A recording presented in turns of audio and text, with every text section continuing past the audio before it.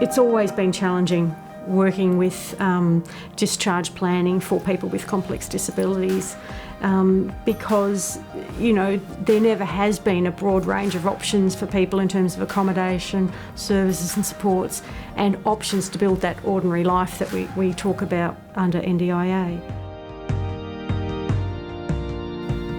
For a lot of people with brain injury, particularly at the more complex end, a lot of family supports have fallen away, and so they don't often get the chance to go back to where they came from. So the shift that's happened is that now with the right support from NDIA, they can now go into independent living with supports, and they're more likely to get that.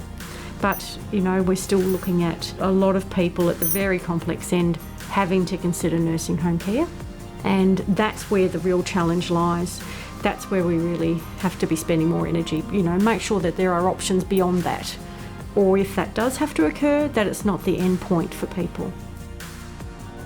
There are quite a lot of people who don't have a representative or an advocate or a family member who can support them through that process. And if you're working with people who have a new injury, they're just trying to learn and understand what that means to them with their life, what's changed. It's such a big life experience, let alone worry about paperwork and what this funding means and what that terminology means.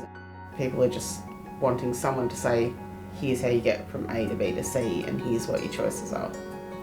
And it means people aren't getting to make choices. They'll settle for a service that they can find. Exactly. And they don't know about the quality difference between services. I think that's what we were saying before, is that the people who need to have their voices heard the most are the least able to actually instigate that and follow through with it. So having a more secure and stable planning process, that's essential.